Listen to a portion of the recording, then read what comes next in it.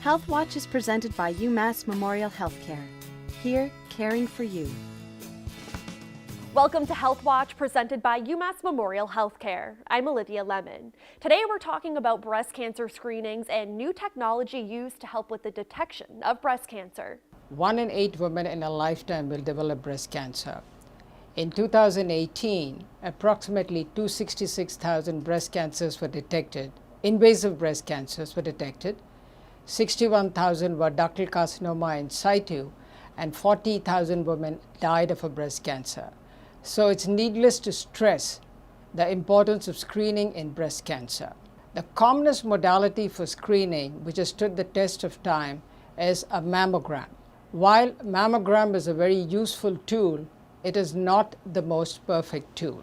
And there might be need for adjunct screening measures to improve the cancer detection rate. What are dense breasts?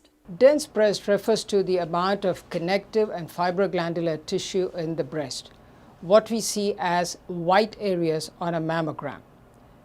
Approximately 50% of women in the US have dense breast. From the mammographic standpoint, we categorize breast into 4 categories. Categories A to D. The category A and B are referred to as the non-dense breast, which is the essentially fatty or the scattered fibroglandular breast tissue. The heterogeneously dense breast, categorized as C, and the extremely dense breast, categorized as D, are referred to as dense breast. It is important to understand that the breast density decreases with age. In women under 50, nearly 60% of the population have dense breast. The importance of knowing breast density is the link of breast density with cancer. 70% of breast cancers are noted in dense breast. 1/3 of these cancers are missed on a routine screening mammogram. Informing patients that they have dense breast has been mandated by MQSA.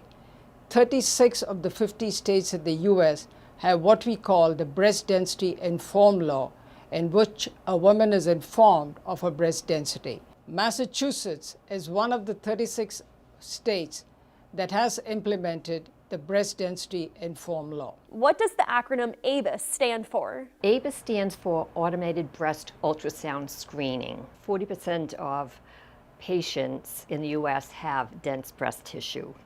So we use an ABIS as supplemental screening for this group of patients to help the cancer detection rate. When you have dense breasts, the tissue is white. So it's looking for a snowball in a snowstorm, which is difficult. So ABIS comes into play here because it looks dark on the ultrasound. So it helps to see the cancers more easily. The advantage of ABIS is, unlike a handheld ultrasound, we have better coverage of the entire breast. It's more convenient for the patient. It's a shorter scan time.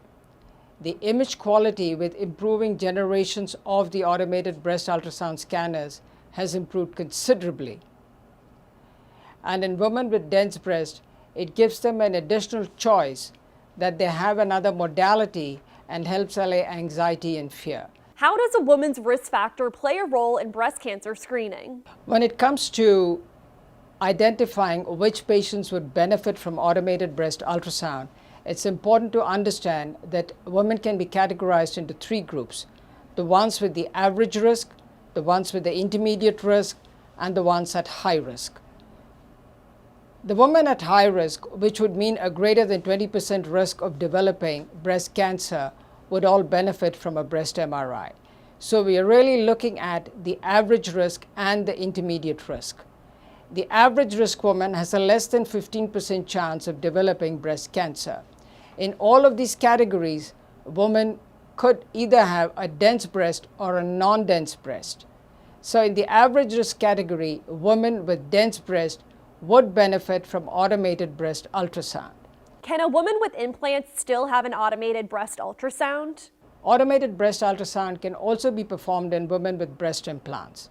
In fact, on a mammogram, there's a higher chance of implant rupture.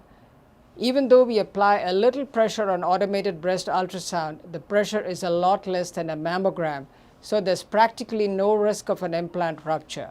Of course, the presence of an implant does complicate the diagnostic reading ability of the radiologist, but that does not mean that women with implants cannot have an automated breast ultrasound.